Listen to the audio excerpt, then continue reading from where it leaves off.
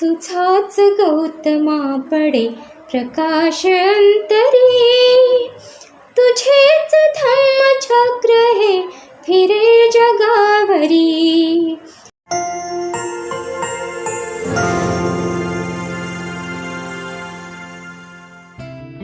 नमो बुद्धाय, जय भीम साथियों। पिछले एपिसोड में आपने देखा भगवान बुद्ध का कुल, उनके पूर्वज और उनका जन्म। और इस एपिसोड में आप देखेंगे भगवान बुद्ध के जन्म के पश्चात महान ऋषि असीत का राजा शुद्धोधन के महल में आगमन। शुरू करने से पहले आपसे निवेदन है कि अगर आपको हमारा कार्य पसंद आता है तो कृपया कर चैनल को सब्सक्राइब करें और बेल आइकन को प्रेस करके ऑल बटन पर क्लिक करें ताकि हर नई एपिसोड की नोटिफिकेशन आपको समय पर प्राप्त हो सके और कोई भी वीडियो छूटे ना। तो शुरू करते हैं। असीत ऋषि का आगमन। जिस समय बालक का जन्म हुआ उस समय हिमालय में असीत नाम के एक बहुत बड़े ऋषि रहते थे। असीत ऋषि ने ध्यान में सुना कि आकाश स्थित देवता बुद्ध शब्द की घोषणा कर रहे हैं। उसने देखा कि वह बहुत ही खुश हैं और प्रसन्नता के मारे इधर उधर घूम रहे हैं। वह सोचने लगे कि मुझे वहां जाना चाहिए जहां बुद्ध ने जन्म ग्रहण किया है। जब असीत ऋषि ने समस्त जम्बूद्वीप पर अपनी दिव्य दृष्टि डाली तो देखा कि राजा शुद्धोधन के घर में एक दिव्य बालक ने जन्म ग्रहण किया है और देवताओं की भी इतनी अधिक प्रसन्नता का यही कारण है। इसलिए वह महान ऋषि असीत अपने भांजे नाड़क के साथ राजा शुद्धोधन के घर आए और उसके महल के द्वार पर खड़े हुए। तब असीत ऋषि ने देखा कि शुद्धोधन के द्वार पर लाखों आदमियों की भीड़ एकत्रित है। वह द्वारपाल के पास गए और कहा, अरे जाकर राजा से कहो कि दरवाजे पर एक ऋषि खड़े हैं। तभी द्वारपाल राजा के पास गया और हाथ जोड़कर विनती की, राजन, द्वार पर एक वृद्ध ऋषि पधारे हैं और आपसे भेंट करना चाहते हैं। राजा ने असीत ऋषि के बैठने के लिए आसन की व्यवस्था करवाई और द्वारपाल को कहा, ऋषि को आने दो।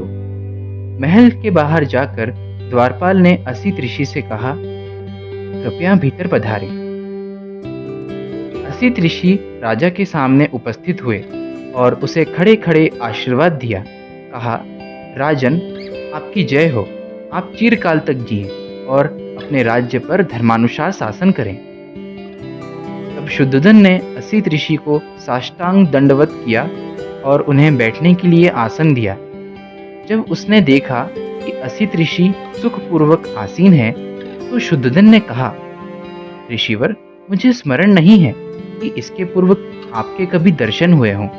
आपके यहाँ आने का क्या उद्देश्य है? तब असीत ऋषि ने राजा शुद्धोधन से कहा, राजन, तुम्हें पुत्र लाभ हुआ है, मैं उसे देखने के लिए आया हूँ। शुद्धोधन बोला, ऋषिवर, लेकिन बालक सोया है, क्या आप थोड़ी देर प्रतीक्षा करने की कृपा करेंगे? ऋषि का उत्तर था, राजन, इस तरह की दिव्य विभूतियां देर तक सोती नहीं रहती, वे स्वभाव से ही जागरूक होती हैं। तो बालक ने ऋषि पर अनुकंपा करके अपने जागते रहने का संकेत दिया। यह देख कि बालक जाग उठा है, शुद्धोधन ने उसे दृढ़तापूर्वक दोनों हाथों में लिया और ऋषि के सामने ले आया। असीत ने देखा कि बालक 32 महापुरुष लक्षणों तथा 80 अनुव्यंजनों से युक्त है। उसने देखा कि उसका शरीर शुक्र और ब्रह्मा के शरीर से भी अधिक दीप्त है और उसका तेजोमंडल उनके तेजोमंडल से लाख गुना अधिक प्रदीप्त है। उसके मुंह से तुरंत यह वाक्य निकला, निसंदेह यह अद्भुत पुरुष है। वे अपने आसन से उठे, दोनों हाथ जोड़े और उसके पैरों पर गिर पड़े। उन्होंने बालक की परिक्रमा की और उसे अपने हाथों में ले विचार मग्न हो गए। असीत ऋषि पुरानी भविष्यवाणी से परिचित थे कि जिसके शरीर पर गौतम की तरह के 32 महापुरुष लक्षण होंगे, वह इन दो गतियों में से किसी एक को निश्चित रूप से प्राप्त होगा, तीसरी को नहीं। यानी यदि वह गृहस्थ रहेगा तो वह चक्रवर्ती नरेश होगा, लेकिन यदि वह ग्रह त्याग कर प्रव्रजित होगा तो वह सम्यक संबुद्ध होगा। असीत ऋषि को निश्चय था कि यह बालक गृहस्थ नहीं बनेगा। बालक की ओर देखकर वह सिसकियां भर भर कर रोने लगे। शुद्धोधन ने देखा कि असित ऋषि सिसकियां भर भर कर रो रहे हैं। उसे इस प्रकार रोता देखकर शुद्धोधन के रोंगटे खड़े हो गए। उसने असित ऋषि से निवेदन किया, ऋषिवर, आप इस प्रकार रो क्यों रहे हैं? आंसू क्यों बहा रहे हैं? मैं समझता हूं कि बालक का भविष्य तो निर्विघ्न ही है। असित ऋषि ने राजा को उत्तर दिया, राजन, मैं बच्चे के लिए नहीं रो रहा हूं। इसका भविष्य तो निर्विघ्न ही है। मैं तो अपने लिए रो रहा हूं। ऐसा क्यों? शुद्धोधन ने पूछा। असित ऋषि का उत्तर था, मैं जराजीर्ण हूं, वह प्राप्त हूं, और यह बालक निश्चयात्मक रूप से बोधि लाभ करेगा, सम्यक संबुद्ध होगा। तदनंतर वह लोक कल्याण के लिए अपना धम्म चक्र प्रवर्तित करेगा, जो इससे पहले इस संसार में कभी प्रवर्तित नहीं हुआ है। जिस श्रेष्ठ जीवन की, जिस सद्धम्म की वह घोषणा करेगा, वह आदि में कल्याणकारक होगा, मध्य में कल्याणकारक होगा और अंत में कल्याणकारक होगा। वह अर्थ तथा व्यंजन की दृष्टि से निर्दोष होगा, वह परिशुद्ध होगा, वह परिपूर्ण होगा। जिस प्रकार राजन कभी कहीं इस संसार में उदुम्बर पुष्पित होता है, उसी प्रकार अनंत युगों के अनंतर इस संसार में कहीं बुद्ध का जन्म होता है। राजन, इसी प्रकार निश्चय से यह बालक बोधि लाभ करेगा, सम्यक संबुद्ध होगा और अनंत प्राणियों को इस दुखमय सागर के पार ले जाकर सुखी करेगा। लेकिन राजन, मैं उस बुद्ध को नहीं देख सकूंगा। इसलिए राजन, मैं इस दुख से दुखी हूँ और रो रहा हूँ। मेरे भाग्य में उस बुद्ध की पूजा करना नहीं है।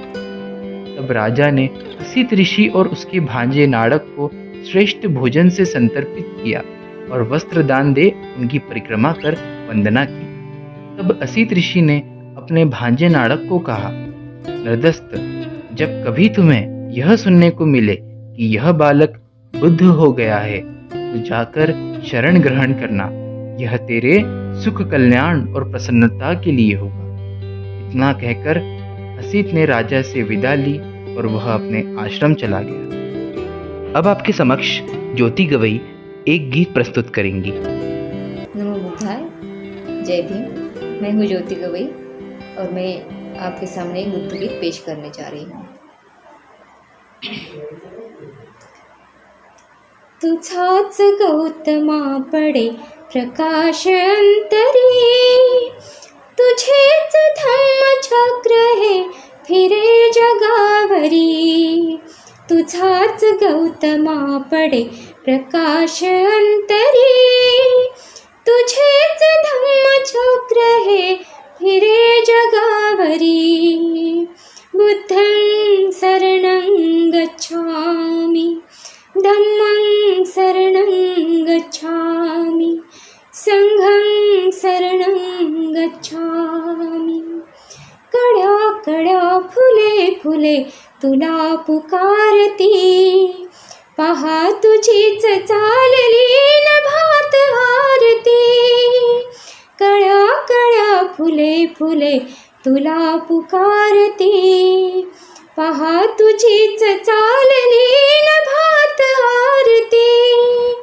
तुला दिशा निहारती, तुला दिशा निहारती यशोधरे परी। तुझेच धम्मचक्र हे फिरे जगावरी। तुझाच गौतमा पडे प्रकाश अंतरी, तुझेच धम्मचक्र हे फिरे जगावरी। बुद्धं शरणं गच्छामि, धम्मं शरणं गच्छामि, संघं शरणं गच्छामि।